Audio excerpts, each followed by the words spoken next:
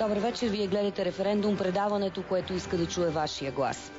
4 дена преди националния референдум, за първи път в нашето студио се събират представители на всички 4 участници в кампанията. Може да се каже, че тежката артилерия е тук в студиото ни тази вечер. Форматът, който сме избрали, е по равен брой застъпници на тезата за и против, с равно време да я защитят. Участието на всички е безплатно. Поради големия интерес към предаването, днес то ще продължи час и половина. Дължим го на всички, които ще участват в първия в демократичната ни история референдум. С екипа очертахме няколко важни въпроси и се надявам да чуем техните отговори. Колко би струвала нова атомна електроцентрала и как това ще се отрази на цената на тока, какви ще са социалните и екологичните последици. Участниците имат в публиката по равен брой поддръжници. Здравейте, радваме се, че сте тук. Надявам се да ви бъде интересна дискусията и предварително ви моля да направим всичко възможно така, че да не я прекъсваме. Въпросът тази вечер. Чувствате ли се достатъчно запознат с аргументите за и против въпросите на референдума? В допитването на Alpha Research участват хора от цяла България, които в момента седят пред телевизорите вкъщи. Те дадоха мнението си точно преди предаването. Сега ще чуят още аргументи и в края отново ще гласуват, за да видим дали дискусията в референдум ще повлияе на нагласите им.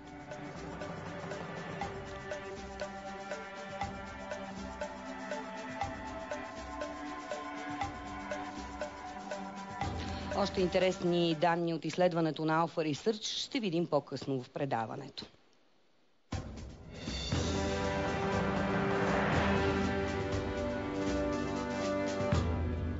Сега да ви представя участниците по реда на жребия за участие в диспути, изтеглен от Централната избирателна комисия, представителите, излъчени от инициативен комитет Стефан Воденичаров, които застъпват тезата за. Добър вечер на Румен Овчаров. Здравейте. На Петър Корумбашев. Добър вечер. На Петър Димитров. Добър вечер. Волен Сидеров. Здравейте. И Красимир Каракачанов. Добър вечер и на вас.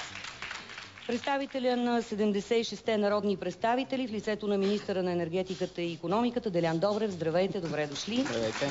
Представители на двата комитета, регистрирани в ЦИК като застъпници на алтернативната позиция, т.е. против. Инициативен комитет Мария Капон. Самата Мария Капон. Здравейте. И доцент Надя Миронова. Здравейте. Инициативен комитет Иван Иванов.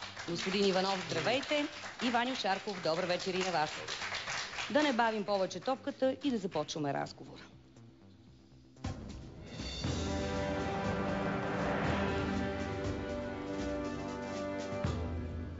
Само в хода на дискусията започвам така, както ви представих, за да бъде по-лесно. От вчера управляващите и основната опозиционна партия така с доста силен емоционален заряд прехвърлят критики един към друг, свързани с проекта АЕЦ Белене.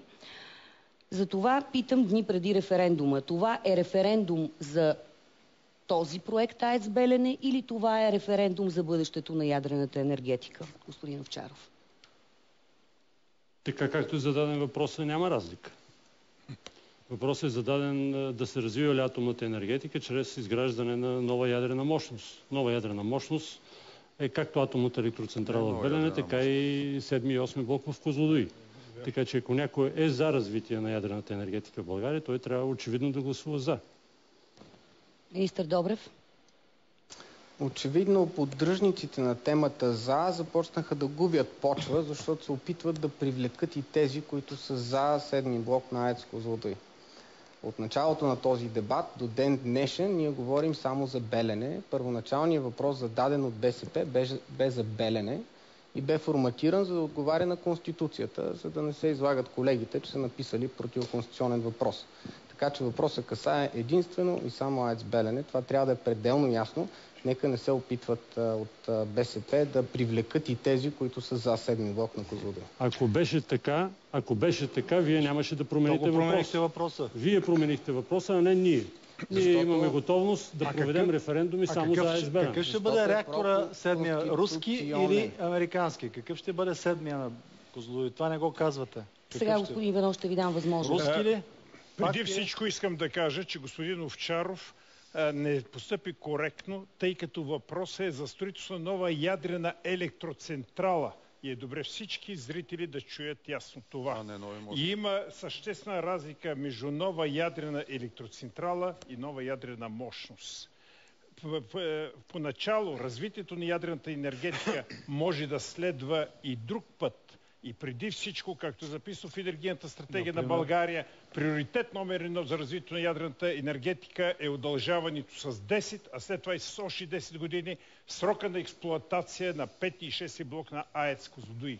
Това значи пренаписване на договора с Европейския съюз. Пренаписване на договора с Европейския съюз, господин Иванов. Петър Димитров, след това имате възможност. Само едно уточнение. Господин Иванов, отговора не означава не на развитието на ядрената енергетика в България, тъй като по нашето законодателство нов ядрен блок се изгражда само като нова ядрена централа. Не заблуждавайте хората. Това категорично не е верно. Съгласно Закона за безопасно използване на ядрената енергетика, в допълнителни разпоредби е дадена дефиниция за новата ядрена централа, която по дефиниция съдържа един или повече ядрени блокове, които имат обща физическа защита, хранилище за радиоактивни отпадъци и други ясно компоненти, според вас. Мария Капони искам да включим сега. Седмия блок ще бъде част от АЕЦ Козлодуй и именно затова Козлодуй създаде проектна компания АЕЦ Козлодуй нови мощности. Вие в Козлодуй ще направите половин блок, разбирам, не един, а половин. И още нещо, аз тук искам да изразя моята изненада, че виждам господин Делян Добрев, който представлява 76 народни представители, които са се регистрирали за тези избори да гласуват с да. А той е в хората, които са от среща, които са против. Господин Добрев, ако вие представлявате тези 76 народни представители и тази регистрация е валидна пред ЦИК, вашето място е от тази страна. Моята позиция винаги само изречение, госпожо Капон, и след това обещавам, че сте вие. Само изречение от министър Добрев. Аз разбирам истерията на БСП. До там стигнаха, че винаги им трябва партньори, дори тези, които правиха митинги пред президентството и срещу Георги Първанов, защитаваха определени тези. Днес рамо до рамо с Георги Първанов са заедно за Белене. Има само един въпрос, който е зададен. БСП никога не се е интересувало от развитието на българската ядрена енергетика. Единственото, от което се интересува, как 22 милиарда лева да бъдат изхарчени за една стара мощност. Става въпрос за нова ядрена централа. Ако господин Овчаров смята, че в Банкя или в Правец може да се направи нова ядрена централа, да каже. Аз смятам, че единствената лицензирана площадка, и забележете, не технически проект, а площадка, защото такъв технически проект не е лицензиран в Белене, и това е добре да го признаете, ако не е така, господин Добрев ще ме поправи. Нека да е ясно едно. Няма такава друга лицензирана площадка, освен тази в Белене. Затова въпросът е ясен. Става въпрос за не на Белене. Не на една скъпа централа. Репликата на министър Добрев по повод това, което каза господин Курумбашев, след това вие, господин Каракачанов. Само моля ви. Ако ми позволите, аз просто стъпих ред на дамата. Господин Курумбашев, можем да заемем времето на този референдум, да си говорим за процедури. Но според мен е по-важно да кажем на обществото, защо не казахте още преди 5 години, че този проект струва 10 милиарда евро. Вижте, господин Добрев, вие дължите обяснение на обществеността. Защо сте се регистрирали да гласувате с да тези 76 народни представители, а сега сте от страната против? В смисъл, вие имате ли някакво окончателно мнение или то е като нивото на река Дунав, всеки ден се обявява новото мнение? Аз разбрах вашия въпрос. Вие разбрахте ли моя? Вие хора, които седят до вас, това са хора с последователна позиция. Кой от двата въпроса е по-важен за българското общество? Колко струва централата или как били заявили 76 народни представители? То няма никакво значение. Само ли променили мнението? Защо си промениха мнението тези 76 Защо не говорим по същество? Бягате от разговора по същество. Защо си промениха Бягате от разговора по същество. Защото ви нареди началника, нали? Бягате. Нека да говорим по същество. Дайте господин Каракачанов, моля ви, че не сме го включили още. Разговорът по същество е следния. В неделя ние трябва да гласуваме дали България ще има енергийна независимост и след 10 години ще трябва да купуваме турски ток. Това е големия въпрос. Аз питам господин Добрев, защо това правителство, което сменя мнението на 24 часа, защо наля в проекта Белене близо 400 милиона лева? Кога разбрахте, че този проект не е рентабилен и е много скъп? Когато наливахте тези 400 милиона или когато ви се обадиха от американското посолство? Обяснете ми, че аз... Или господин Каракачанов, до момента, до който наливаха 400 милиона лева, както вие казвате... Не е ли вярно това? Вярно ли не е вярно? Да, по проекта има плащане и до този момент опозиция нямаше. Нека аз да ви кажа. До този момент тези, до които са ви вашите коалиционни партньори, не бяха опозиция, защото се плащаше. Плащаше се без прозрачна процедура. Госпожо Капон, 1998 година, когато Иван Костов беше министър-председател на България, имаше изработена енергийна стратегия на България. Аз съм човека, който вкара текст, който беше гласуван от мнозинството на ОДС и приет от правителството на ОДС, в който текст се записва, че България ще развива ядрената енергетика с изграждане на допълнителни ядрени мощности. Може ли да това какво да говорим повече? Господин Шарков, поред ли ще караме или който хване... Поред ли ще караме или който хване ръка? Вземете стратегия. Не, ще се опитам по някакъв начин да има. Аз съм бил депутат в 38-то Народно събрание, беше приета енергийна стратегия. Там беше записан текст. Очертава се евентуална необходимост в 2006 година от 600 мегавата ядрени мощности. Очертава се необходимост, която обаче, госпожо Чешмеджиева, не се реализира по причина, че от 2002 до 2012 година консумацията на електроенергия в България остава постоянна. Независимо, че брутният вътрешен продукт се повиши с 2 пъти и половина почти. Нека и аз да отговоря. 2002 година, когато е стартиран проекта Белене, има анализ, че 2010 ще внасяме електроенергия. 2010 ние изнесохме рекордно количество електроенергия. Така че много ви е красив клипа с онзи борец, дето ще внася електроенергия от Турция, но просто това няма как да се случи. И в момента анализите на ЕСО показват, системният оператор на Централното диспетчерско управление показва, че ние в следващите 10-15 години ще продължим да изнасяме и то големи количества електроенергия. Може ли да кажа нещо? Ако ми позволите все пак и аз. Айде да кажете. Айде не, вие си имате време, аз просто се опитвам никой да не се чувства ощетен. Ето това е стратегията, за която говори господин Иванов. Ето е стратегията. Ето е страница 10, на която е предвидена новата ядрена мощност. Ето е страница 15, на която е написана къде ще бъде тази нова ядрена мощност. Къде ще бъде? Това е площадката Белене, разбира се. Къде другаде? Това, че тези борци срещу ядрената енергетика, нека не забравят в кой гьол с кои жаби какво се квакали. По отношение на това, ще има ли електроенергия, ще изнасяме или ще внасяме. Господин Добрев, вашето правителство не е консултант. Този консултант е една изключително авторитетна банка. И тази банка каза 3 много ясни неща. Първото, дефицит от електроенергия към 2020 година в региона в рамките на 3000 мегавата. А в България? Второ, към 2020 година дефицит при осигуряване на електроснабдяването в България.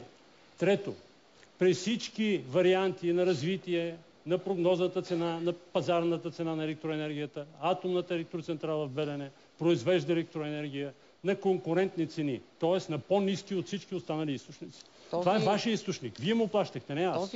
Доцент Миронова, моля ви, просто трябва да включим и другите. Вашия стратегически партньор, че тази централа струва над 10 милиарда евро. Този е вашия източник. От същината на въпроса. Ако искате да поговорим за цената. Същината на въпроса е може ли за цената сега? Чака доцент Миронова, чака господин Сидеров и господин Шарков и той. Само една вметка. Аз предлагам на всички участващи в диспута тази вечер да не объркваме още повече хората, които ни гледат, с безсмисления въпрос за какво ще гласуват.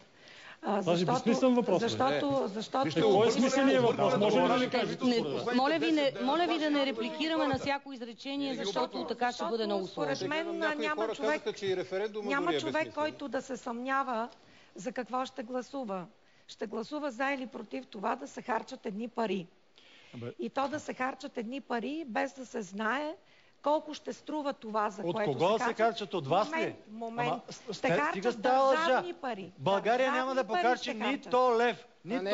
Тогава България вече е похарчила милиарди. Днес ви го обясниха ясно. От ИТАР-ТАС, от Росатом ви обясниха ясно. Чета, цитирам, моля ви не ме спирайте. Няма да ви спирам, как? През 2010 година на преговори в София едно от условията на българския премиер беше да няма разходи, така.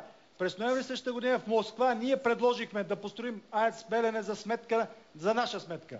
И така българската страна щеше да запази своя 51% дял в централата и да го изкупи в продължение на 12 години чрез продажба на ток. По този начин нито един лев от българския държавен бюджет нямаше да бъде похарчен. Край на цитата. Казва и го шефа на Господин Шарков. Господин Шарков, сега е момента да хваляте ръка. Стига сте лъжарския Господин Шарков, моля ви просто да заключа, да. Стига с този руски патриотизъм. Защо са толкова щедри тези хора, бе? Така без нищо. Не са щедри, те ще си получат кой прави бизнес така? Но никой няма да извади готови пари и да ги тръща на Вие сте. Аз съм единствения лекар. Тук може би трябва да взема някакви мерки, за да спрат това нещо, защото някои хора, ако не са си пили вкъщи хапчета, тук няма да се проведе никакъв референдум. Основният въпрос, за който питаме. Вижте, това заради което бе събирана подписка от страна на Българската социалистическа партия, беше подписка за провеждане на референдум, свързан с строителството на атомна централа в Белене. Това, за което говори господин Добрев в момента, е, че референдума касае АЕЦ Белене. Ние до момента не говорим за АЕЦ Белене, ние до момента се опитваме да провалим дебата в студиото, за да може след това българските граждани колкото по-малко са информирани. Ма има регламент. Ето, тук знаете ли какво ми е на мене? 4 часовни думата не позволявайте всеки да се... Един момент. Сега Капон, не се излагайте, ако обичате. За коалиционни партньори не ме говорите, защото вие обиколихте всички възможни партии, които се предлагате за изборите. И при мен идвахте. Чакайте сега малко. Моля ви, оставили сме си малко въздух, ако се случат някакви такива непредвидени неща. Господин Сидеров, да, само обаче преди това искам да кажа. Всички тук присъстващи имат време и вие всички трябва да си оползотворите времето, ама не може да говорят само двама човека, разбирате ли? Който си вземе думата ще бъде. Аз ще гласуваме. Научих от уважаемата госпожа, че чакайте сега, че господин Сидеров... Моля ви, влезте ми в положението. Сега ще ви дам възможност. 27 в неделя. Българите ще излязат да гласуват дали България да бъде страна с високи технологии или да бъде африканска държава. Това е накратко. Това е. Добре. Ядрена централа сме европейска държава, без нея. Вашата реплика, министър Добрев, след това. Аз за първи път чувам, че въпросът на референдума е дали да се изхарчат едни пари или не. Това е поредната формулировка, която може да се чуе. Но аз искам да ви кажа, че на 27-ми всъщност хората ще гласуват дали българските студенти ние искаме да работят като овчари, както ни препоръчва нашия премиер, или могат да работят като ядрени инженери. Дали българите ще бъдат обслужващ персонал в собствената си държава, или могат да бъдат собственици и могат да имат достойни професии, да бъдат архитекти, лекари, инженери. Дали България да изнася електроенергия и да получава пари, или да внася електроенергия и да плаща така, както внася в други стоки. Тази теза е твърде опосредствена и няма много общо с проекта, честно казано. Кажете колко в момента изнася България като ток, за да е ясно на всички, станахме ли толкова богати, след като и в момента се изнася толкова ток, колкото е една нова централа, която е Белене за 22 милиарда. Но ако... Може ли да отговоря? Разбира се, господин Овчаров, но тъй като е ясно, че от 6 милиарда, и апропо това е най-важният въпрос, да кажете какво е българското чудо, което от 6 милиарда инвестиции ще докара 200 милиарда, това е нещо като повече от дрога, повече от контрабанда, повече от каквото и да било, което за 6 лева, които влагаш, ще докара 200 лева. И до сега щяха със сигурност българските и всички чуждестранни инвеститори да са разбили вратата, но може би това имаше предвид и колегата за Росатом. Кажете сега, аз да ви кажа честно, не събирам смелост да го задам така ребром въпроса, обаче ето сега задавам го. Колко ще струва последно АЕЦ Белене? Страхотен въпрос. Страхотен въпрос. Аз, за съжаление, за разлика от госпожа Капон, не съм експерт в приходите от наркотици и не мога да кажа какви са приходите. Не дейте така, не дейте. Кажете за АЕЦ Белене. Когато се говори по този начин, се отговаря по същия. Втория въпрос. Че България от износа на електроенергия не е била забогатяла. Госпожа Капон, какво друго изнася България, освен електроенергия? Знаете ли колко струва ядреното гориво, което е необходимо за една година за 5 и 6 блок? 120 милиона. Не, 120, около 80 милиона евро. Колко ще струва АЕЦ Белене? 80, чакайте и 20 милиона, от които са за връщането на гориво. 80 милиона евро. Няма да се изпитваме, господин Овчаров, защото данните, които аз имам обикновено, са много верни и вие го знаете. Вашите данни... Въпросът обаче, кажете колко ще струва Белене. Скъпа или и стара. Или ще си говорите сама със себе си, или от време на време ще ми давате думата и на мен да кажа поне. Кажете за цената след това, министър Добрев. Срещу тези 80 милиона евро, България, атомната електроцентрала в Козлодуй, произвежда около 800 милиона електроенергия, която продава главно на вътрешния пазар и само 25% на пазарни цени. Ако всичките я продаваше на пазарни цени, щеше тази стойност да бъде около 2 милиарда лева. Тоест 1 милиард евро. Колко милиард... Господин Овчаров, това е изключително смешно. По ваше време централата е на загуба благодарение на Петър Димитров. Не. Господин Добрев, по този въпрос вече с вас говорихме. Не ставайте смешен за пореден път. 2 милиарда евро са 2 милиарда лева са 1 милиард евро. Вашия директор, за да видите колко са печалбите на АЕЦ Козлодуй. Сега, госпожо, нека все пак да завърша. Завършете. Няма индустрия в България, която срещу, нека да приемем 100 милиона, да прави 1 милиард. Няма индустрия. Кажете ми една друга. И тогава отваряйте и тези усти, които сте отворили в хората на среща. Министър Добрев, цената... Аз говоря приход, господин Добрев. Вие правите ли? 1 милиард приход. За колко години 1 милиард приход ще направят 200 милиарда печалба? За колко години вие твърдите 200 милиарда печалба? Вие сте оказвате последователно господин Иван Костов. И сравнявате цени сега и приходи сега с цени в бъдеще след 80 и 100 години. Тя икономическата логика няма. Дайте да се опитаме така да погледнем въпроса. Може ли да се развива ядрената енергетика, без да трябва да се строи нова АЕЦ? Цената ли е това, което ви спира? Може да се закрива ядрената енергетика, ако не построим други мощности. След малко. Тъй като аз трябваше да отговоря още на господин Сидеров, искам да му кажа, че българският данъкоплатец вече е изхарчил 1,5 милиарда. И нито един от тия левове не е изхарчени, не е благодарение на това правителство, защото то финансови ангажименти не е поемало. Как ги изхарчи данъкоплатец? Господин Сидеров, помолихте да се изслушваме, ако обичате. Днес премиера Станишев каза, че българският данъкоплатец не е дал нито един лев, което е поредната лъжа от страна на БСП, защото ето го решението гласувано, когато председател на този Министерски съвет е бил Сергей Станишев. Решение 259 от 27 октомври 2008 за колко пари става въпрос, за 300 милиона лева. 300 милиона лева от държавния бюджет. Половина, така ли? А парите на НЕК какви са? НЕК е 100% държавна собственост. Нали? Тези печалби ще влязат обратно в бюджета. На кой са парите? На кой са? На Петър Димитров. На някоя друга частна компания. Защо искате да го зачернете вложеното? Петър Димитров. Ви слушах до сега. Почвате да говорите... Вие говорите до сега поне 7 пъти. Аз не съм говорил нито веднъж. Говорих в началото Спрете се за малко. Най-напред да кажа за гордостта на господин Добрев. Докато аз съм бил министър, централата направила само 58 милиона печалба. А той сега се хвали, че прави за годината 200 милиона. 150 за 2012. Така. Кой ги плаща тия пари, господин Добрев? Нали дигате цената на бизнеса, на хората? Много добре знам, за това ви казвам. За това ви казвам. Печалба не е от хората. Точно така. Точно така. При нас животните са с генераторчета и ги закачат. Тази печалба от продажба на електроенергията на свободен пазар и износ. Втория въпрос, който след това господин Иванов. Жива манипулация. Как ще вземем от данъкоплатците 22 милиарда и с тия 22 милиарда ще направим централата? Европейската комисия не го разрешава, господин министър. Къде ви е проектната компания? Да не говорим за това. Това е неправомерна държавна помощ. Къде ви е проектната компания? Да не говорим за това, че вие ги нямате тези пари. Ма каквото бяхме спастили, вие го похарчихте. Изехте още 5 милиарда кредити. Не приказвайте на Изус. Кажете. Това ви го казва вашия директор. Господин министър, че няма пари за този проект. Нека се пак малко да се изслушаме.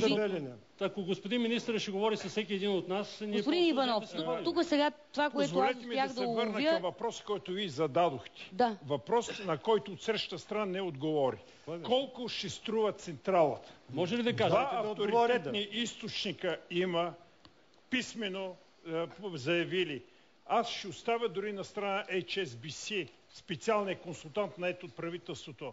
Но стратегически инвеститор, който е избран именно от тройната коалиция, с който те толкова се хвалиха, директно заявява, че централата ще струва 10 милиарда и 590 милиона евро.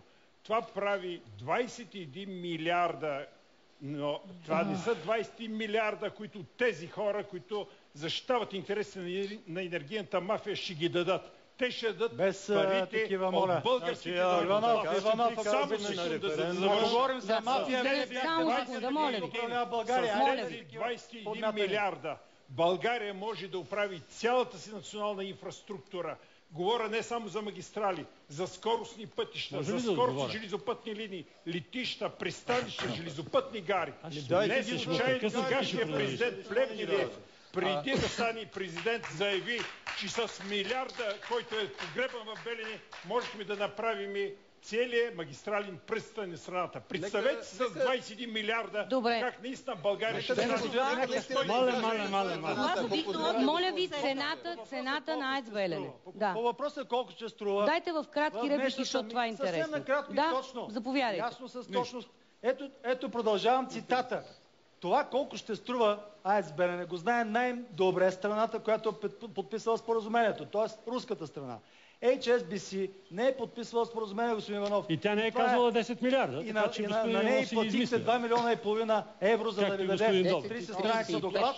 А ето безплатно ви казвам, без 2 милиона, които платихте, за да вземете комисионни.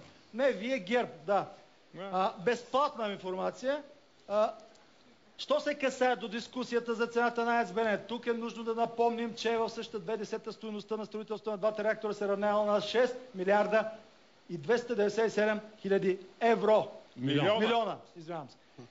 Изказванията на българската страна за стойност от 10 милиарда е спекулация с цифрите. Мнение на Росатом. Значи, те казват, че става дума за 6 милиарда и 297 милиона. И само централа, това, ако приемем, че това е цената, която ще струва АЕЦ Белене, аз ви казвам, ви гарантирам, господин Добрев, като министър, обърнете се към вашия началник и му кажете, помолете го, упълномощете Сидеров да отиде в Русия, след 3 дни ще се върна с писмо за намеренията гаранционно, в което руската страна ще гарантира, че за 59 месеца ще бъде построена АЕЦ Белене и България няма да плати нито евро. Гарантираме го това. Упълномощете, защото явно вие не можете да свършите тази работа. Не може би не искате. Предишното правителство също не свърши. Наистина ли някой вярва, че някой ще ни построи нещо без да вземе? Господин Курумбашев, после ще ви дам възможност, защото искаше преди малко думата. Ако искате да направите нещо, ще го направите. Всичко друго. Господин Курумбашев, кажете ми сега това може ли или не може? Колко струва АЕЦ Белене?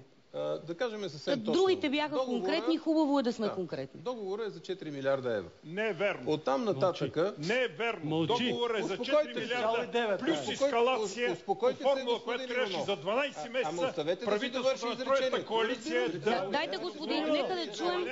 Пазете си нервите, господин Иванов. Спокойно. Всеки може да прочете в сградата на Народното събрание, че слушай. Цената на АЕЦ Белене, господин Курумбашев я дава в момента. Обърнете внимание на участниците, че поведението, примерно тип на свъдлива кокошка, не им носи дивиденти. Това, което искам да кажа, че договорът е за 4 милиарда евро. Има 6 варианта на ескалация, които са записани. Най-неблагоприятният вариант за ескалация е тази цена, която се цитира от Росатом. Между другото, руснаците искат 6,3 милиарда. Ако се ескалира така, както ние искахме, а това е 50% руска ескалация, тъй като оборудването руското се изработва в Русия. 30% българска ескалация, защото основната част от строителните работи са тук, и 20% френска и немска ескалация, защото част от оборудването се изработва в тези две държави.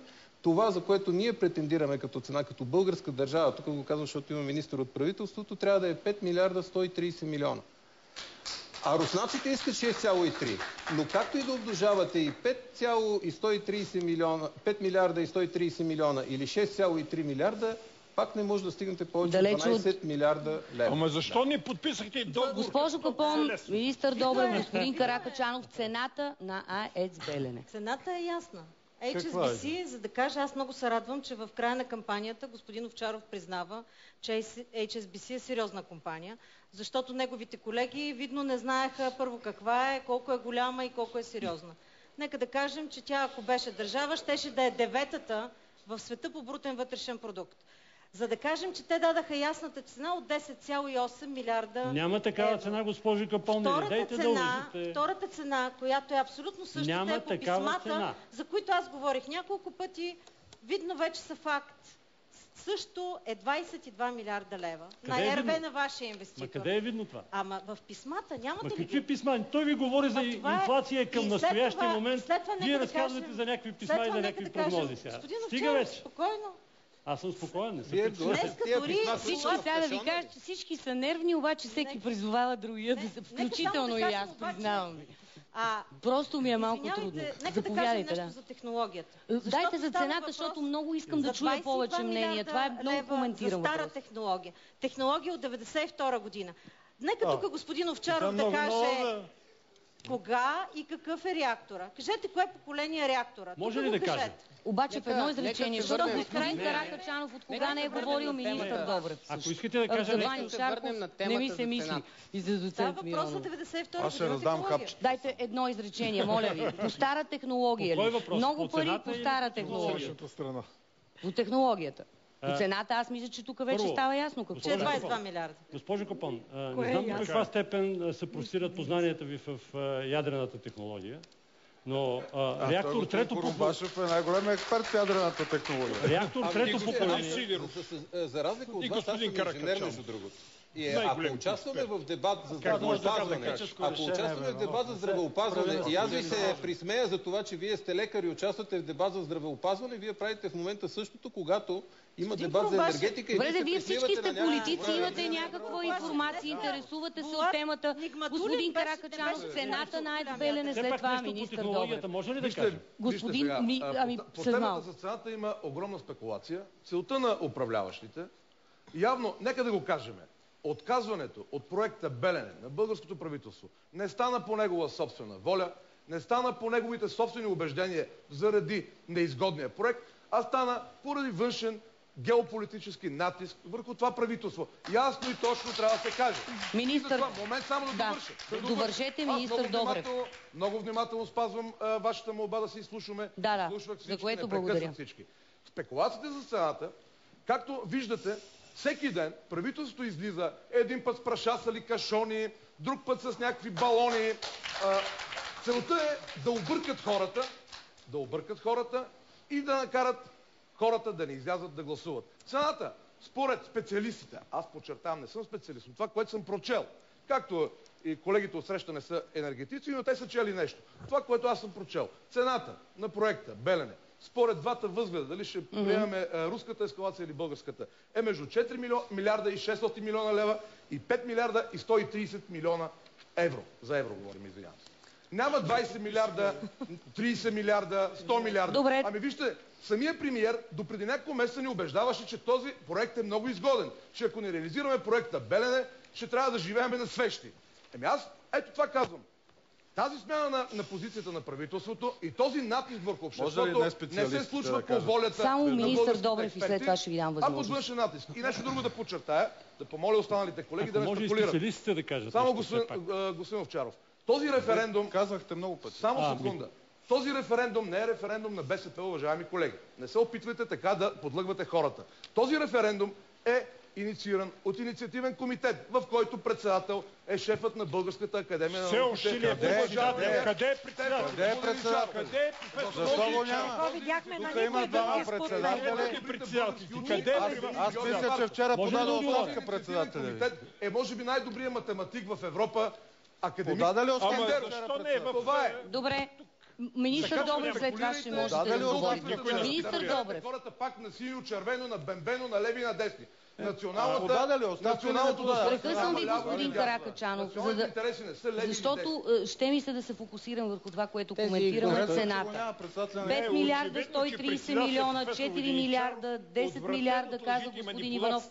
Вече не изпълнява. Ами мога да ви дам телефона, запитайте го. Дайте да използваме полезно времето по същество. Министър Добрев, моля ви, цената на АЕЦ Белене. Интересни са тези спекулации за външен натиск, тези конспирации и така нататък. Може би това е платформа на някои партии.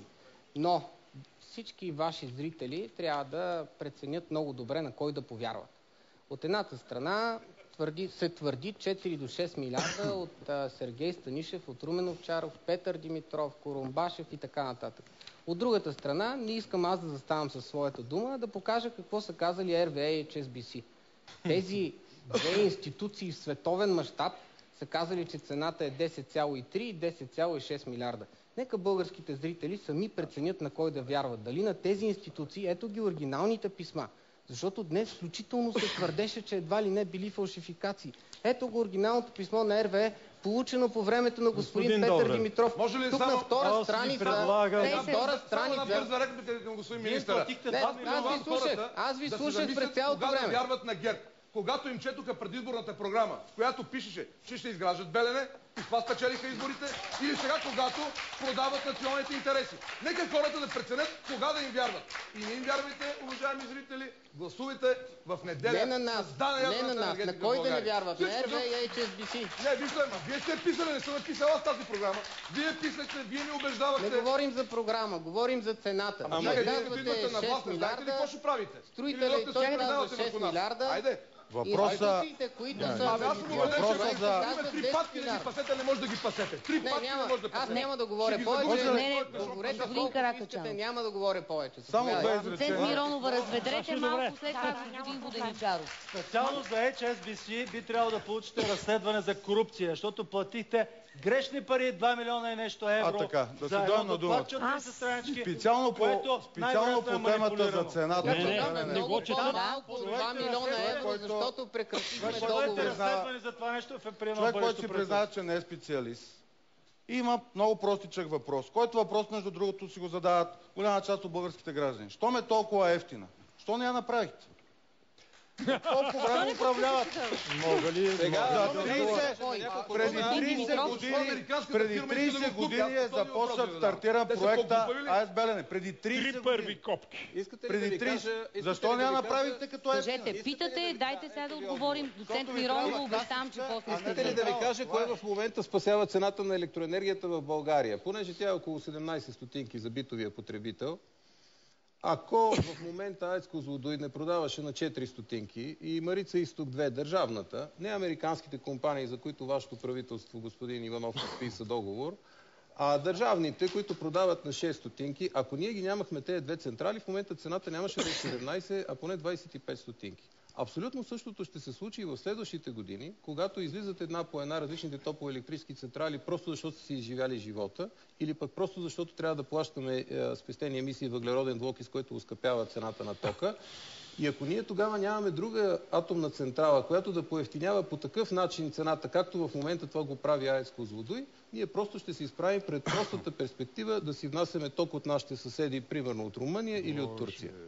Доцент Миронова, моля ви, бъдете джентълмени. Доцент Миронова. Не, моля ви, доцент Миронова. Господин Курумбашев показа, че наистина не разбира от енергетика. Ма нека да чуем доцент Миронова. Той говори за 25 стотинки цена, а такава изобщо няма. Най-високите цени от 1 юли е 16 стотинки на соларните панели. Той говори какво би станало след време, аз така разбрах. Доцент Миронов. Ние говорим за населението, господин Иванов. Моля ви, нека бъдете джентълмени. Искам да дам думата на доцент Миронов. Всъщност какво се получава в момента? Едни от най-информираните хора в държавата, бивши министри, настоящ министър, хора, които имат достъп до документи, до които ние обикновените граждани нямаме, не могат да кажат колко струва Белене. Не ми давате думата, аз искам вече от 10 минути да кажа, ама вие не ми давате думата. Аз лично не вярвам на красиви думи и даже на правилни съждения. Вярвам на документи. Добре. И ако някой ми покаже подписан договор, в който има ангажименти, оценка на риска, внесена гаранция по този договор и там пише цена, ще кажа да, това е цената. Иначе към какво призоваваме хората? Идете и кажете, да бе, дайте ги тези пари, па после ще видим колко ще струва, кой ще го плаща. Нека ви дайте обаче парите да ги... Румен Овчаров, защото... Сега. Заради вас ще го отнеса аз, господин Курумбашев. Ако все пак ми позволите на мен да кажа, тъй като 10 пъти ме питахте за тази цена. Хайде, кажете. Искам да кажа, че правителството на ГЕРБ е подписало 9 допълнителни споразумения към този договор, който уж го няма. За удължаване на срок. Платило е 400 милиона по този договор, който уж го няма. За удължаване на споразумението. Не, от които 2 споразумения са с чисти финансови ангажименти за около 80 милиона лева. Това е лъжа. Това не е лъжа, господин Добрев. 80 милиона лева, 40 милиона евро, поети от вашето правителство. Това е, за да си приказваме, че видите... От 1 милиард и 700 милиона? Сега за цената. Трябва да ви зарадвам, господин Добрев. Трябва да успокоите РВ, да успокоите HSBC. Днес можем да кажем, техните опасения, че цената на Белене ще стигне 10 милиарда, са неоснователни. Днес е 2013 година. Днес първи реактор трябваше да работи. Така че няма нужда да гледаме в бъдещето, да гледаме звездите и да определяме някакви прогнозни цени. И къде ще се учи тази електроенергия? В момента 400 мегавата блокове не работят, защото няма какво да я прави, няма и търсене. Преди малко казахте, че няма да говорите. Влезте в сайта на Евростат, извадете инфлацията за България и умножете 3 милиарда българско и руско оборудване с 34%, ще получите ескалацията. 4 милиарда, 1 милиард ескалация. Влезте в същия сайт и извадете ескалацията за германско-френското оборудване. 1 милиард, 13%, милиард 130 милиона. Тези милиард 130 милиона е максималната ескалация за 6-те години. Максималната, защото оборудването ще се плаща и първата година, и втората година, и третата на значително по-ниски индекси. Тоест реалната цена е между 4 милиарда и 530. Някъде между около 4-6. Всичко, госпожо Капонко, което сме могли да подпишем, сме го подписали. Водихме преговори. Водихме преговори, за да постигнем българския индекс за руското оборудване, което вие даже не разбирате какво значение има. Знаете ли какво значение? Аз знаете ли какво знам? Че нямате договор и че нямате никаква гаранция за изпълнение. Защото днес България нямаше да е в арбитражния съд при такива условия, ако имахте гаранция за изпълнение. Ами ако някой беше подписал договора, ще има и гаранция. Как две български правителства подписват... Как две български правителства... ще има и гаранция. И то двойно по-високо от тази, която беше предвидена. Ето тук, понеже има 3 министри. Дайте репликата след това. Как две български правителства подписват 16 допълнителни споразумения, и предишното, и сегашното, към нещо, което го няма? Към споразумение. Към споразумение. Как правят разплащания за милиони, без да има...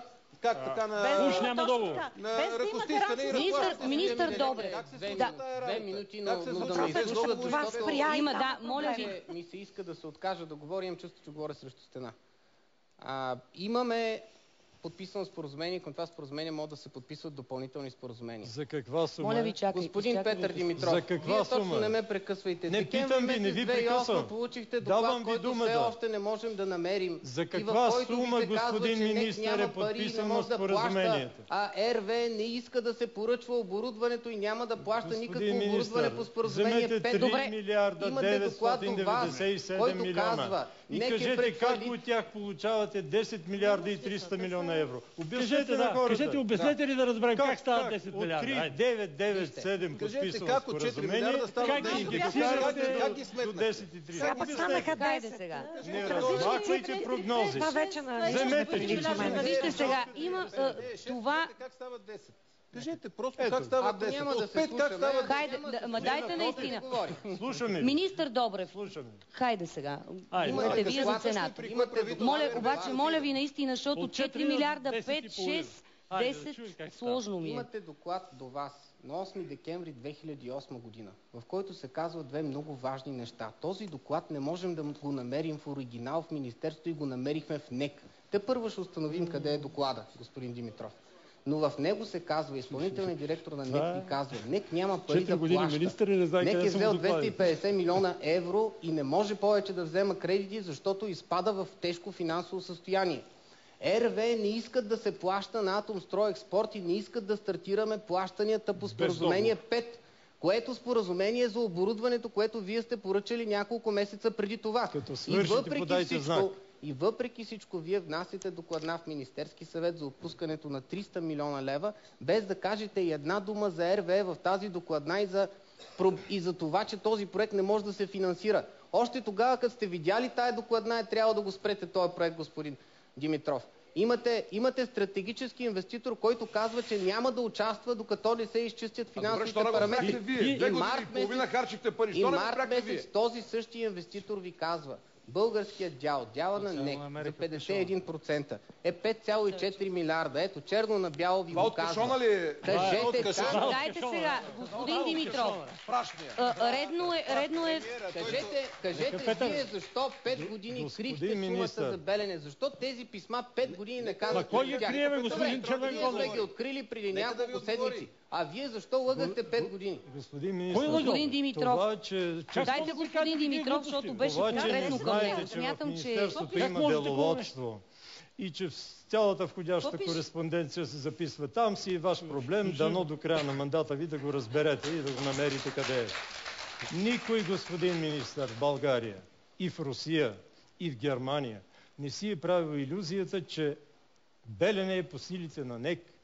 НЕК можеше да се оправи, ама аз ви слушах, НЕК можеше да се оправи само с помощта на държавата, а за да му е по-лесно, създадахме български енергиен холдинг с над 8 милиарда активи, за да може холдинга да помогне на НЕК да направи Белене.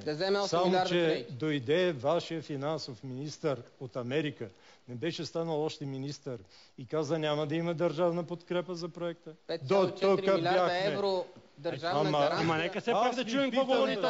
Питам ви по най-простия начин, как от 3,997 получавате 10,3, вие ми размахвате прогнози. Да бяхте ходили при Петричката врачка, да попитате колко струва Белене. Това са глупости. Ако не сте съгласни с тази цифра, защо март месец 2009 10,59 милиарда, колкото са ви казали РВЕ, къде сме казали, че сме съгласни? 2009 март месец са ви казали РВЕ.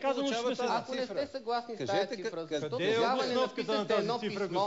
Защо не написате едно писмо за РВЕ, че не сте съгласни? Покажете обосновката, господин министър. Време, че точно това е цената. Със същия сега размахвате 20 милиарда. Моля ви, едно изречение и след това господин Иванов. После искам да видим резултати.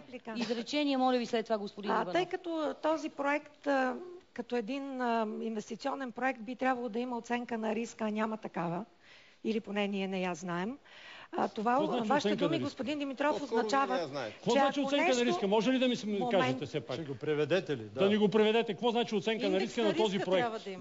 Значи всеки интернационален проект... Чакайте, нека да го преведе доцент Миронова. Оценка на риска по различни показатели. Кои са? И аз питам, ако най-простия показател в една такава оценка, не технологична оценка на риска, за икономическа оценка на риска говорим. Да, ако се случи нещо непредвидено и излязат криви сметките по отношение на тази централа, тъй като ние не сме видели икономически разчет за нея. Как да не се виждали? Какво ще се случи? Това ли, което каза господин Димитров преди малко? Правителството ще трябва да вземе решение да спасява НЕК и да даде пари на накоплатците на НЕК, заради това, че сега ние също нито знаем колко ще струва, нито знаем кога ще се връща, кой ще даде парите, при какви лихви, кой ще купува този ток, на какви цени. Никой нищо не знае, обаче ние ще ги даваме тези. 7 години и ви е трудно да схванете нещо, но се взима договорената цена, тя не е паднала от небето и се индексира с инфлацията. И се получава 5 милиарда 130 милиона към днешна дата. Аз питам министъра, как получи 10 милиарда и 300? Той ми вади едно лище и ми го размахва. Аз ще ви кажа две думи за риска, тъй като искахте за риска да ви кажа. След това господин Иванов. 5 милиарда. Господин Иванов, изследване и продължаваме. 5 милиарда 130 милиона, Русия си е сложила за риска Бойко Борисов и го направила 6 милиарда и 300 милиона. Ето ви пример как се отчита риск. И комисионната. Иван Иванов. И комисионната Борисов. Истината е, че в споразумението, което е подписано между НЕК и Атомстройекспорт, е даден 12-месечен срок на тройната коалиция да се разбере с руската страна и да подпише договор. Договор няма подписан. И това е тежко нарушение на българското законодателство. Защо? Че тогавашните ръководители на НЕК с благословията на правителството са похарчили стотици милиони евро, които са напуснали страната, и това са пари на българските данъкоплатци, без да имат основания за това, защото е нарушен закона за обществените поръчки. Глупости пак. И това е доказано от Държавната финансова инспекция с факти и с документи. Няма факти, няма документи. Само да ви предупредя, че тук времето при вас следи. Има лъжи. Искрено ли съчувствам или влизам? Не, аз просто да ви предупредя, че времето много бързо тук се абсорбира във вашия отговор. Ние така и не чухме отговор от нашите събеседници. Дали ескалира на цената до 5 милиарда или до 6, те как успяват да стигнат от 5 милиарда до 10. Какво още добавят в цената, че тя от 5 милиарда евро става 10? Те нека да кажат. Примерно един човек като строи една къща и казва, къщата ми струва 100 000 лева. И примерно в нея има строителни материали, работа. Не, в БСП те така смятат. Нека да кажат. Как става 200 хиляди? Сериозните хора. 200 хиляди. Трябва да го кажат. Как беше станали 10? Дайте ма 5 милиарда или от 6 става 10. То е съвсем проста сметката. Ако централата, както говори господин Курумбашев, след това изследване, да знаете, 6 милиарда и 300 милиона, цялата инфраструктура, която е транспортна, енергийна и социална, е 50% от цената на централата. Като се добави да прави 9 милиарда и половина само до тогава. Не, госпожо Чешмеджиева, говоря за лихвите, които трябва да се плащат по кредита. Тази приказка днеска слушахме от един псевдоексперт, дошъл от Русия, да ни обясни, че България е нещо като Русия и правим далекопроводи от Владивосток до Мурманск. Затова те струват колкото цялата централа. Значи тези глупости може да си ги приказвате някъде. 1 километър, 400 далекопровод струва 300 хиляди лева максимум. Господин Иванов, вие сам си направете сметката колко хиляди километри далекопроводи трябва да изградите за тези по 4 договора. Кажете, защо в 12-месечния срок, който ви беше даден съгласно споразумението, не подписахте договор? На този отговор ви винаги бягате уточнението. Обаче, моля ви, предупреждавам ви просто наистина, ви моля да отговорите много кратко, защото не искам да се получава дисбаланс в разговора. Имам ли право? Да, но много кратко. Господин Иванов, можем ли да подпишем договор за окончателно изграждане на централата, без да имаме разрешение от Европейската комисия? Тогава аз ви питам, може ли да привържете пари на руската страна, без да имате договор? Можем ли? Може ли да привържете пари, без да имате договор? Можем ли да подпишем договор без разрешение? Можем ли да подпишем договор без разрешение? Похарчени са 500 милиона евро, без да има договор. Аз питам, какво е това управление, в което се нарушават законите и се харчат парите? Ако вие ще говорите със собствен... 1 милиард евро, 1 милиард лева... Ако вие ще чувате само себе си, без да чувате никой друг и ще продължавате да повтаряте тези измислици... Къде в проект споразумението е записано, че се чака становище на Европейската комисия? Къде ли? Там, където е написано, че след една година може да се договори с втория. Няма такова нещо. Дадени само 12 месеца да се подпише. Стоп! Допълнително проучване на Alpha Research специално за това издание на предаването. Според вас участието ви в референдума ще има ли значение какво решение ще се вземе по темата в последствие? 58% от запитаните смятат, че да, 42% от запитаните мислят, че не. И сега данни от национално представително социологическо изследване на Alpha Research, което беше огласено днес. Ще гласувате ли на референдума? Да, със сигурност ще гласувам 25,5% от запитаните. Със сигурност няма да гласувам 64%, колебая се 10,4%. Моля ви сега малко повече за социалния ефект, за това, което се говори за екологията. Просто няколко минути. Господин Каракачанов, господин Шарков, ефекта от това, по което ще тестваме мнението на обществото в неделя. Аз не знам, като говорим за екология, кажете ми, тъй като има хиляди световни експерти... Само да ви предупредя, трябва да бъдете кратки, защото трябва да няма... Не, това не се говори сега. Тук питам ги, един световен експерт, световен, не он е измислен, го докарахте от Татарстан днеска, един световен експерт, който да твърди, че ядрената енергетика замърсява околната среда. Напротив, целият свят знае, че тока добиван по този начин е най-екологично чист. Така че за каква околна среда и за каква екология говорим? Просто това е сериозно. Вижте, само няколко думи. Тъй като така или иначе в неделя се гласува за или против АЕЦ Белене. Всички тези хора, които са от другата страна, нека да отидат в неделя в Свищов. Там, където са паметните плочи на загиналите при земетресението 1977 година, на трите срутени сгради, над 120 души и след това твърдят, че площадката е безопасна от сеизмична гледна точка. Само още едно изречение. Вижте, как мога да се гаври с хората на хората? Хората, които в момента ни убеждават, че трябва да се гласува. Има общо. Много общо има. Защото в доклада от 1984 година съветските специалисти препоръчват площадката да се изостави и да се търси друга, защото е несигурна от сеизмична гледна точка, независимо, че до момента са похарчени 13 милиона лева. Само да добавя. Добавете, да. Доклада е тук. Искам да добавя, че ние поставихме въпрос на господин Станишев. В коя община ще бъдат погребани високорадиоактивните отпадъци, които съгласно директивата на Европейския съюз трябва да бъдат погребвани на територията на страната, която притежава ядрената централа.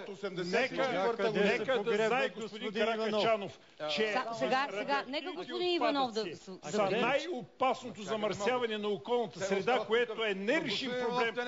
Няма, с други думи, моля ви само за секунда, с други думи вие... Същите хора, които сега ни карат да гласуваме за Белене, ни убеждаваха, че няма ядрена авария в Чернобил и изведоха децата ни на първомайска манифестация. Същите хора. Вече прекаляваш. Това вече прекаляваш. Господин Сидеров, да. Господин Шарков, идете вие и пратете вашите хора в Стара Загора, където от години ги обгазява... Момент. Вие ги обгазява ТЕЦ Марица изток. Вие в началото твърдяхте, че е змеело. Която вие продадохте, вашето правителство продаде на американска компания и сега и осигурихте изкупуване на най-скъпия ток до 2050 година. Така ли е? Поне за 35 години. Това е ТЕЦ, който замърсява най-много. Значи вие осигурихте замърсяване на България за 35 години, при положение, че държавата изкупува най-скъпият ток с далаверата. Сега ще стигнем до вас. Това изобщо не е верно. Момент. Марица изток 1, 2 и 3 имат сероочистки инсталации, които отнемат 94% от серния диоксид. Но тъй като се казваше за мариците, искам да отбележа, че построяването на Белене ще лиши от работа и препитание над 10 000 души работещи в Мини Марица изток и в ТЕЦ-овете, защото БСП в филма, който показа, зачерпваше последователно всички ядрени центрове, всички енергийни центрове за България. Прекъсвам ви социалния ефект. Това е лъжа и аз не мога да оставя без внимание. Господин Иванов забравя, че 2002 година България експлоатираше 4000 мегавата ядрена мощност и никой не спираше нищо в ТЕЦ Марица изток. Не лъжете хората и не ги плашете. Моля ви, изчакайте, имате 3 минути и 15 секунди. Моля ви, изчакайте малко. Следващото нещо за сеизмичността. Аз искам да попитам, мълчи и си спомни. Защо хората строят в Румъния атомни електроцентрали? Тоест района е сеизмичен от страната на България, а от страната на Румъния не е сеизмичен. Да не би румънците да не знаят господин Шарков, къде се намира Вранча, например, и затова се оказва, че в България района е сеизмичен, а пък от другата страна площадката на АЕЦ Белене той не е се намира на 4,9 км. Трябва много бързо да го обясня. Площадката на АЕЦ Белене се намира на 4,9 км от Вранчанския разлом. Това не е верно. Престанете да лъжите. Добре, Мария Капон, заповядайте. Мария Капон. Мария Капон. От времето на Съветската академия. Не дайте да лъжите, господин Шарков. Това е дали сте получали някои от всички тези доклади на Българската академия на науките, които казват, че района е сеизмично опасен? Кажете, че става дума за съветската, не за 8 минути за тази теза. Има доклади на БАН от 1900. Вие имате 5, вие министър Добрев 5 и 3 за вас. И казаха, че АЕЦ Белене трябва този сеизмичен район да бъде строен. Да, 8 минути за вашата теза. Господин Иван Иванов за вас 3. Госпожо Капон за вас с доцент Миронова 5. Министър Добрев 5. Айде сега. Всяка само ние сме говорили до сега. Точно така се получи. Не, ето. Айде стига малко. Така си и беше. Айде, дайте сега. Ето, искате ли да го обърнем екрана? Глупости. На мен и без това малко няма да лъжете. Ми е сложно. Заповядайте, госпожо Капон. В момента поставяме акцент в дискусията върху социалния ефект и ефекта върху екологията. Социалния имам предвид и хората в района, които знаете, очакват това да го съживи. Неделя на Белене означава Дана Козлодуй. Означава за развитието на българската ядрена централа. Не на старата руска технология, не на скъпата от 22 милиарда централа. Защото говорим за технология от 1992 година, технология, която не е последно поколение.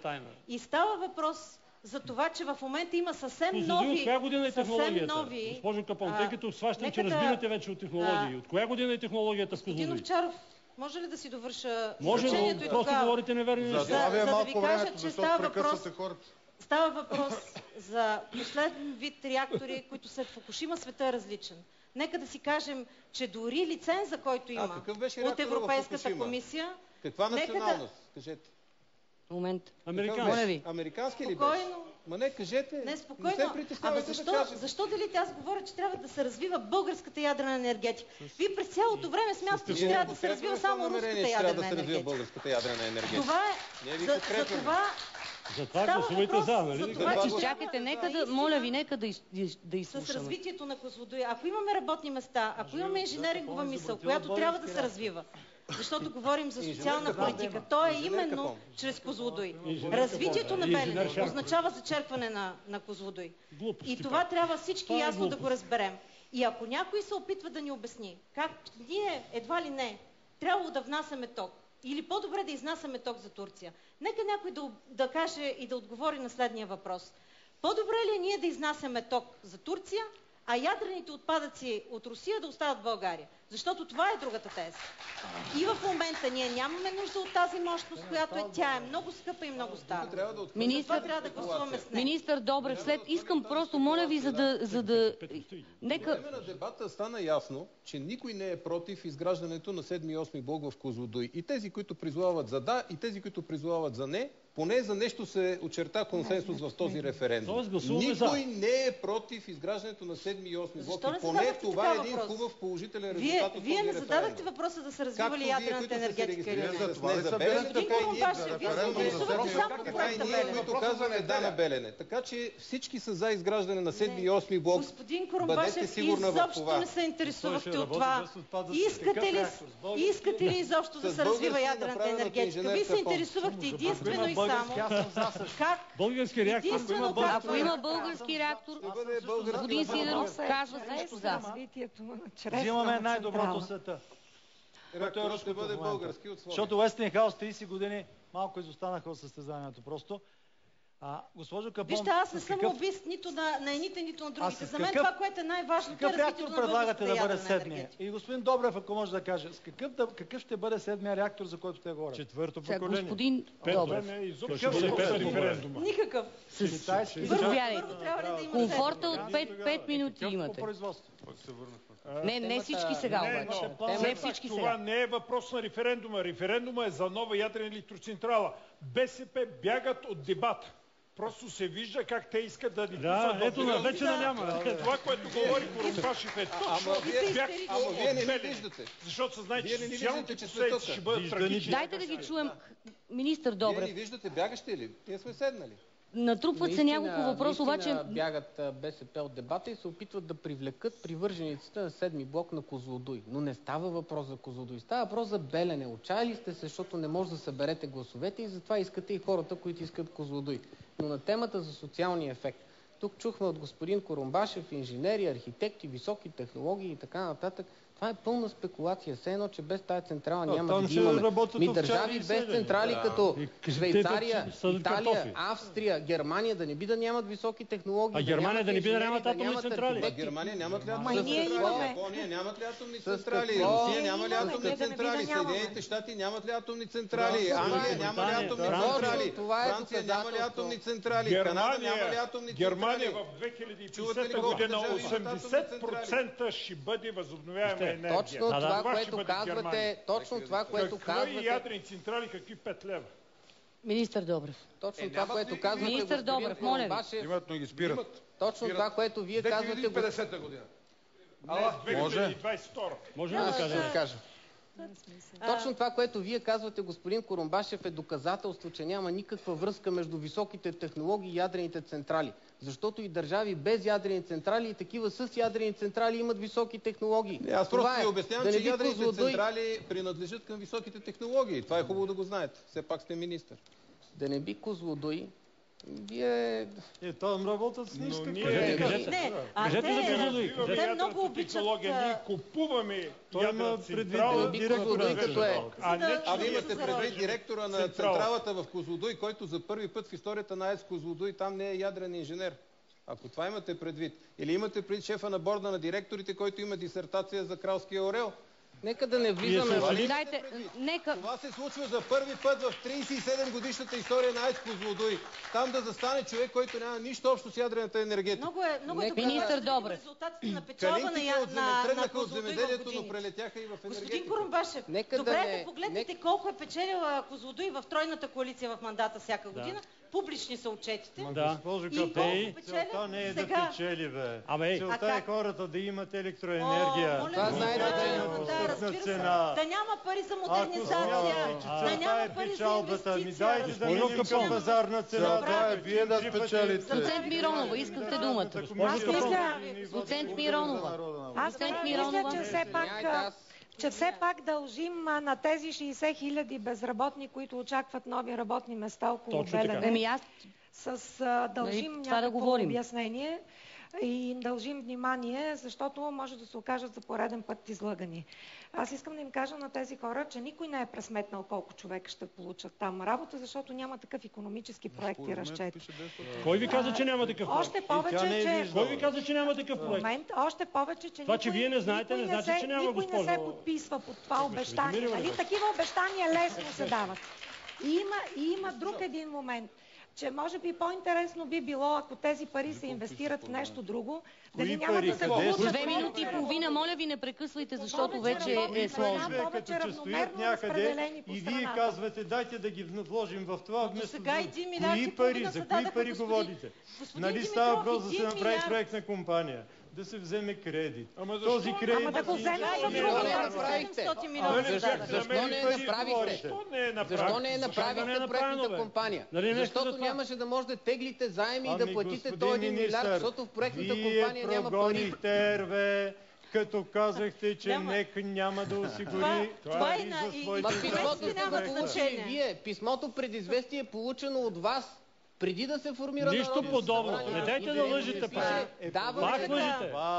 Писмото е от месец септември 2009 година. Писмото е от 13 юли. Обаче, господин Иванов, 13 юли. Искам да ви помоля, моля ви, колеги, моля ви за секунда, искам да помоля екипа просто секунда да спрем часовника, защото казвате това, което се говори, не е вярно. Аз обаче ви казвам, че аз изобщо не разбирам в момента. Никой не може да разбере нищо при тази говорилна. Не. Това е целта. Мишката не я губехме, но сега в момента просто наистина не се разбира какво говорим. Не е окей нито за тези, които ни гледат, нито за всички вас, които уважаваме за това, че се борите за тезата си. За радиоактивните отпадъци. Тъй като тук имаше теза, че видите ли няма какво да ги правим. Да, че няма решение и не е ясно къде те ще бъдат съхранявани. Може ли да отговоря на въпроса? Овчаров каза, може ли аз да кажа?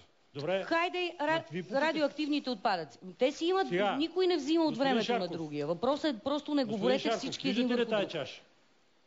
Тази чаша е радиоактивния отпадък, ако едно 5-членно семейство, 50 години, задоволява енергийните си потребности с ядрена енергетика. Ето тази чаша. Това е този отпадък. Само 2% от него са високо радиоактивни и са дълъг... Слушайте ме внимателно. Само 2% от него са радиоактивни и с дълъг период на полуразпадане. Целият отпадък, който се получава от един блок в Козлодуй за една година е 50 кубически метра. Ако трябва да го заместим с конвенционална централа, която гори въглища, това означава 6 милиона тона въглероден двуокис. И тъй като днеска господин Иванов не каза нищо за енергетиката, искам да покажа тази карта на зрителите. Добре, вие тая чаша нали няма да я пиете сега? Няма да. Сега ще изпия, не се притеснявайте. Тази карта да я видят зрителите. Той заради 12 милиарда ще изпива... Да я видят зрителите, да видят къде е тъмната страна на Европа. Да я видят къде е тъмната страна на Европа. Някъде между Букурещ, Истанбул, Атина и Белград. Това е тъмната страна на Европа. И тази тъмна страна е България. Това е снимка от космоса на National Geographic, а не на българската. Прекъсвам ви, за да остане време за останалите. 45 години управление на Комунистическата партия и още 20 години управление. Както се казва, Ленин беше казал електрификация и Съветски съюз. Господин Шарков, ще ви помоля. Радвам се, че съм малък и не съм живял в уния. Иди питай баща си, той ще ти каже. Дайте въпроса, след това господин Сидеров, господин Каракачанов. Аз имам само един въпрос. Картата от времето на режима на тока при Тодор Живков ли е? Да, тогава правиха такива снимки. Със сигурност. Защото тогава, когато имаше режим на тока, България АЕЦ Козлодуй работеше. Тогава редовно правиха такива снимки от космоса и ги пускаха в работническо дело. За радиоактивните отпадъци. Само изречение, Волен Сидеров, Красимир Каракачанов искам да чуем. Заповядайте. Социалния ефект, притесненията за екологията. Трябва да бъдете кратки, да. Заповядайте. И да не се прекъсваме. Тук става дума за нещо, за бъдещето на България. Значи, моля ви да прекратим с това, кое колко струва и кой, кога, какво е направил или не е направил. За мен има голяма вина и при предишното правителство, Тройната коалиция, че бяха забавени нещата, можеха да бъдат сигурно по-ускорени, но ние говорим за сега, днешния ден. Защо, господин министър, се отказахте от проекта Белене? Това е въпросът, на който обществото чака отговор. Защо се отказахте в последните 1-2 месеца на миналата година? Не, отказахме се март месец 2012. Да, но вашия ръководител каза не преди броени седмици. Аз имам отговор на този въпрос и той е, че ви изкомандваха от американското и турското посолство. Защото прекратяването на ядрената енергетика за България означава развитие на такава в Турция. В момента в Турция се строи атомна централа, Кую се казва. И там точно тези специалисти, за които говорите, български висококвалифицирани, 100% персонала е български. Ето къде отиват нашите хора. И ето откъде ще купуваме. Прекъсвам ви. След 10 години. Кратко, реплика, след това министър Добрев. Не е реплика, Да. Просто следя времето. Социалния ефект. Ако слушаме опонентите, т.е. противниците на ядрената енергетика, той излиза, че да построиш нови ядрени мощности означава, че няма да има никакъв икономически ефект, което просто е несериозно. Това са работни места по време на строителството, това са работни места за много хора, които ще работят, това са много работа. Това са много работа. Не се прекъсвайте, моля ви. Които ще обслужвате. Защото ако погледнете, когато започна строителството, не се прекъсвайте, моля ви, просто трябва да бъдете много кратък. Да обясняват на хората, че строителството на подобен проект няма да има положителен социален ефект върху цяла Северна България, която е изоставена, е несериозно. Господин министър ни обяснява как имало държави, които без атомни централи развивали високи технологии. Аз ще му дам друг пример. В България имаше много високи технологии, които бяха унищожени точно поради подобен начин на мислене. Защото не се слагаме точката. Министър Добрев. Връщам ви към темата за социалния ефект. Тя отново се върна в дискусията и действително е важна. Нека отговоря защо спряхме проекта. Защото ако не го бяхме спряли март месец миналата година, нека щеше да фалира. Тъй като нямаме стратегически инвеститор, нямаме 10 милиарда. Фалирал още 2008 декември месец, пише го в доклада до министър Димитров. Относно социалния ефект, виждаме, че в Козлодуй има централа, нали така? И това не е направило Северозападна България по-богата. Така че нека спрем с Козлодуй. Не се репликирайте, моля ви. Моля ви да не се репликирате. Какво ще да бъде Северозападна България, господин Добрев? Може ли да кажете? Какво друго има там? Минута и 10 секунди и минута и 10 секунди за тезата за. Колко души живеят в Северозападна България и колко работи в АЕЦ Козлодуй? Без Козлодуй в Северозападна България. Вие кога сте ходили последния път на там? Да видите каква гробница е. Поздрави, господин. Министър Добрев. Много лично чувствам въпроса с Северозападна България. Заповядайте. Северозападна България е бедна, защото има АЕЦ Козлодуй. Нека доцент Миронова, понеже по-малко в Северозападна България ми е болна, аз съм от Монтана. И съм единствената тук, може би, която от Северозападна България. Не дейте, майка. Не, моля ви, не се репликирайте, просто наистина броя секунди. Господин Курумбашев, наистина ви моля. Аз съм на 100% от Монтана, не наполовина. И госпожа Фидосова... Наистина, господин Курумбашев. Аз моля да не си изкарвате върху мен комплексите спрямо ГЕРБ. Те не ме интересуват. Значи в Монтана... Чакто комплекс. В Монтана, във Враца и в целия регион, разбира се, ще има положителен ефект. Разбира се, ще има. Всяко строителство, всяко икономическо начинание има Не се репликирайте, моля ви. Наистина ви моля. Въпросът е обаче, с толкова пари, върху които държавата би станала гарант, не може ли да се направят повече работни места?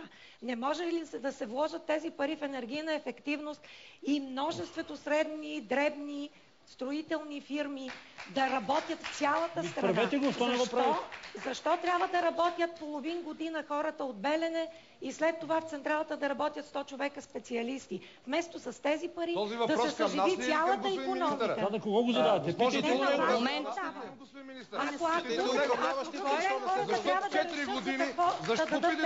министъра, защо 4 години българският бизнес се мачка, унижава и дере? Попитайте го защо безработните в България станаха 15%. Референдум. Темата е референдум. Защо питате нас? Иван Иванов, Ваньо Шарков. Аз питам вас, защото вие предлагате тези пари да се дадат за един обект. Ние сме на вашата страна. Казвате, че ще има положителен ефект. Ще има, разбира се. Минута за вас, госпожо Капон. 30 секунди тук, сега ще ги разделиме някакси. Относно радиоактивните отпадъци. Да, искате да говорите за това. Иван Иванов. За това, което говорите. Най-големият проблем, който е нерешим и който е наистина огромна заплаха за здравето, живота на хората и за околната среда, са радиоактивните отпадъци. Особено когато те трябва да бъдат погребани в район, който е сеизмично активен. Това е изключителна заплаха за питейната вода, за почвата и за въздуха. Не се прекъсвайте. Нито господин Станишев, нито хората среща отговориха в коя община ще бъдат погребени радиоактивните отпадъци, искам да кажа на зрителите. Нека знаят, че може в един ден някой от тези, които ще управляват след това, да накарат хората да приемат на своя територия радиоактивните отпадъци, което е опасност не само за тях, но за бъдните поколения. Защото това е от изключително значение. Господин Шарков, минута и 30 за вас. Вижте, за всички български граждани, или поне за по-голямата част, се надявам става ясно, че гласуването за в неделя изграждане на атомна централа в Белене означава на тези хора да им се позволи да продължат да се осъществяват корупционните практики още дълги години. Браво! Много ви моля да не говорите. Аз ще ви прекъсна. Вие говорите за корупция. Кой на вас? Това първо е некоректно. Това, че се изнервяте, не ви дава Вие сочите партии, които не сме били никога във властта. Вие говорите. Добре, приемете тогава, че сте застанали до тези, които са го правили. Тази вечер поне сте до тях. И аз не разбирам какво правите там, но това е друга тема. Че вие насочвате тази реплика към Делян Добрев. Това, което трябва да стане ясно е, че гласуването не е... Гласуването с не на референдума дава възможност на поколения българи, на тези, които в момента са деца и на техните деца, да живеят по-спокойно и по-сигурно. Аз чуя, господин Добрев, какво правите до тези, които ограбиха България? Това е моят въпрос. Господин Добрев, и те грабят, какво правят? Господин министър, комфорта на 2 минути и 50 секунди. Позиция за АЕЦ Белене и за сега ще ви дам възможност, вие една. А на темата кой крал, кой бил корумпиран, обществото най-добре знае. По отношение на енергийната ефективност, това е много хубава тема. В момента се провежда най-мащабната програма за енергийна ефективност в 250 обществени сгради едновременно по фонд Козлодуй. Ще кажете, и при нас имаше с 10 сгради, при нас са 250 сгради. Хората е важно да разберат от тази вечер поне едно нещо и това е колко струва централата. Аз вярвам на документите, не вярвам на бакалските сметки, които БСП се опитват да правят. Срещу бакалски сметки, нахвърлени в референдума на листче хартия по ескалацията, 4 милиарда казали руснаците, това не е убедително за мен, при положение, че трябва да изхарчат 10 милиарда. Експертите RV и HSBC са казали 10 милиарда, аз вярвам на тях. Господин министър, ще си позволя един въпрос в допълнение на това, което казвате. Той е към вас, просто защото има и възможност да ми отговорите. Ако цената е двойно по-ниска, вие склонни ли сте да осмислите работата по такъв проект. Това не е единствено. Не, моля ви, това си е мой въпрос. Това не е единствено отговор. Отговор на този въпрос може да се даде едва след като знаем имаме ли стратегически инвеститор, откъде ще ги вземем тези пари, имаме ли EPC договор. Защото този договор многократно в продължение на дълги години и тройната коалиция от 2006 до 2009 до средата и ние след това сме се опитвали да договаряме клаузи по него и не можем. И не можем. Ние сме, защото едната от задачите на HSBC беше точно това. Да предложи клаузи. Вие прекъснахте договора преди да ви го предложат, така че не дайте да заблуждавате. Мария Капон, минута за вас. Това, което всички трябва да знаем, че в неделя гласуваме срещу разоряването на страната ни, срещу корупционните практики, именно и само да има прозрачни процеси, така че да има истински договори, да има прозрачно харчене на всеки един лев, който е на българския данъкоплатец. Не на монополистите, не на енергийното ни робство, което имаме през всичките години от Русия, не на това да имаме монополи, които странно са винаги от руски фирми, като Газпром, Лукойл, Росатом. И хората ще трябва да изберат. Мисля, че в неделя трябва да изберат между Европейския съюз, бъдещето на децата, пътя, който децата им са взели, и Съветския съюз. Финална реплика от наша страна. Само да кажа, 8 секунди. Всичките социологически проучвания до сега, ама всички, над 10, които съм гледал, показват победа между 60 до 75% на въпроса с да. Това ще бъде първата загуба на този референдум, първата от поредицата загуби, които предстоят на политическа партия ГЕРБ. Вие до сега имате два спечелени, обаче... Сега, равносметката. Изчерпано време. Много им се иска. Минута и 19 за вас, господин Добрев. Госпожо Капон, 8 секунди. Иван Иванов и Ваньо Шарков, 46 секунди. И сега да видим, предлагаме резултатите. И след това, ако всички сте съгласни, екипа ни е така, с удоволствие ще подари на всеки от вас просто възможност, за да кажете наистина, след като си видим резултатите в предаването, наистина последни думи, но да помоля стегнато, фейрплей, без никакви прекъсвания и без никакви подмятания. Приемате ли това или искате да изчерпате вашето и след това, след резултатите, да подариме това време на всички? По-скоро след резултатите. След резултатите, добре. Това ще бъде извън това, което вие така или иначе до тук сте спестили. Моля ви, колеги, данните. Чувствате ли се достатъчно запознат с аргументите за и против по въпросите на референдума? 65,5% от запитаните казват да, 31 на 100 не, 3,2% се колебаят в отговора. Да видим сега какви бяха данните, преди да започнем дискусията.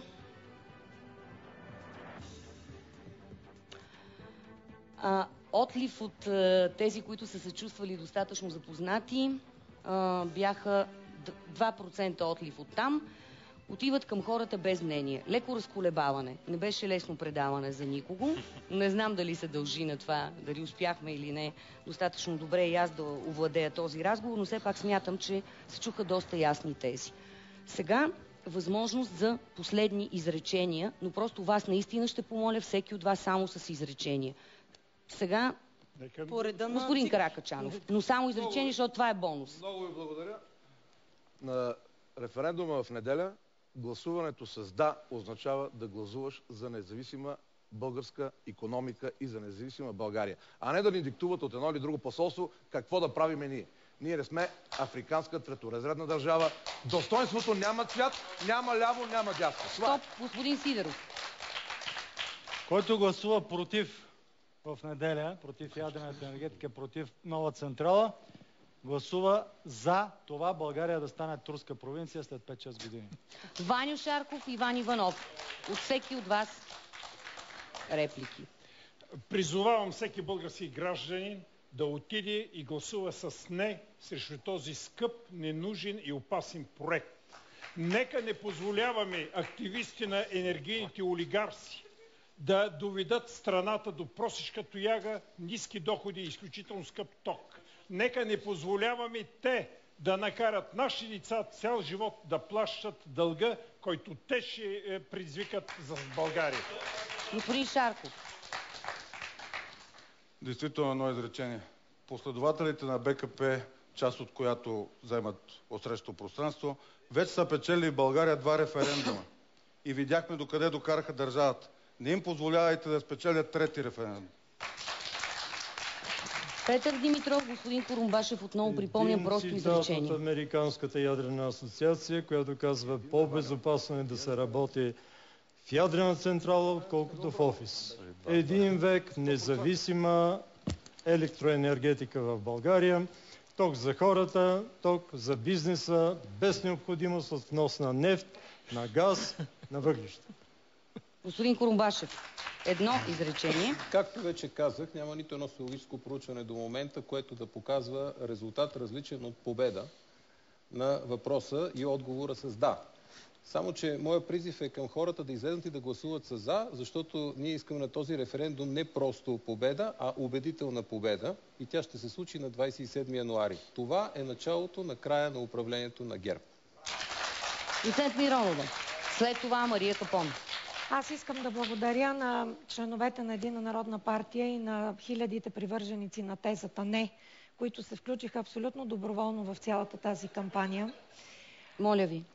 Искам също така да благодаря предварително на хората, които ще излязат да гласуват, независимо от това как ще гласуват. Защото активният гражданин е този, който прави полезната политика и активният гражданин е този, който рано или късно ще вземе правилното решение. В случая това решение е не, тъй като става въпрос за съгласие или отричане за инвестиция в нещо, което е изключително неясно, много спорно и очевидно не е доведено до етапа, в който гражданите да решат да станат гаранти по една такава инвестиция. Благодаря ви. Мария Капон. Да излезнем в неделя и да гласуваме с не на фалита на страната ни, не на старата технология, не на разрухата, която искат да ни докарат отново БСП, защото електрификация и съветска власт е равно на комунизъм само за 5 човека олигарси. Господин Овчаров, едно изречение. Ами ако искаме България все още да има съвременно производство, високотехнологично, да произвежда най-евтината електроенергия, както и до сега в Европейския съюз, да излезе от тъмната страна на Европа, където се намира в момента, и да стане една нормална, развиваща се държава, запазваща младите си хора в България и им даваща едно сериозно бъдеще, високотехнологично, повтарям отново, трябва да подкрепим ядрената енергетика. Няма друга вариант. Тя ще запази и младите хора. Благодаря ви, министър Добрев. Минута и 19, без това, че подаряваме и ние по едно изречение. За ефтината цена на Белене, HSBC казва, че тя е 3 пъти по-висока, отколкото тази на АЕЦ Козлодуй. Точно така. До момента са изхарчени 1,5 милиарда лева по проекта Белене. Миналата година, юни месец, платихме 100 милиона лева, едва събрахме 100 милиона лева, за да върнем част от заема за Париба. От 250 милиона евро, взето от предходното правителство. До този момент по този заем са платени повече от 80 милиона евро лихви. Май месец, на 26 май, аз трябва да върна още 400 милиона лева по същия този заем. Моля ви, момент. Не. По същия този заем и тези всички пари, откъде ще ги вземеш, да заблуждаваме, идват и ще дойдат от българския данъкоплатец. Откъде ще ги вземеш? Момент, не, моля ви, помолих публиката още в началото. Наистина ви моля. След върне само служебната кола, да не говори такива глупости. Той ще да връща. Те ни давали, те ни хранели. Айде малко по-скромно. Господин Каракачанов. Вие не сте ми дали нищо. Само ми вземате данъците и неизвестно къде ги наливате. Много ви моля. Министър Добрев, последно изречение. Последно изречение, приключихме дискусията. Като Белене. Аз като министър на икономиката, енергетиката и туризма съм принципал на БЕХ, който е принципал на НЕК, който трябва да върне тези 400 милиона лева. Ако бяхте оставили проекта... Не, нямаме възможност. Аз лично не мога, но не може и БЕХ и НЕК да ги върне. Това ви обяснявам. Не може и БЕХ и НЕК да ги върне. Ако в неделя българските зрители гласуват с да... Моля ви, наистина, аз ви помолих. Моля ви. Само да изчакаме публиката да се успокои. Не, публиката да се успокои, просто нямаме възможност. Ние си спазваме правилата. Господин Сидеров няма възможност. 400 милиона на 26 май. Упълномощавам ви да върнете 400 милиона на 26 май. Заповядайте, върнете ги. Айде едно последно изречение. Моля ви всички, едно последно изречение. В неделя, когато 7 секунди. Ако българските зрители, българските гласоподаватели гласуват с да, има шанс да продължи тази агония с още 20 милиарда. Проектът трябва да бъде спрян още декември 2008 година след доклада на НЕК до Петър Димитров. Прекъсвам ви. Благодаря на всички за участието в това предаване. Пожелавам ви успех.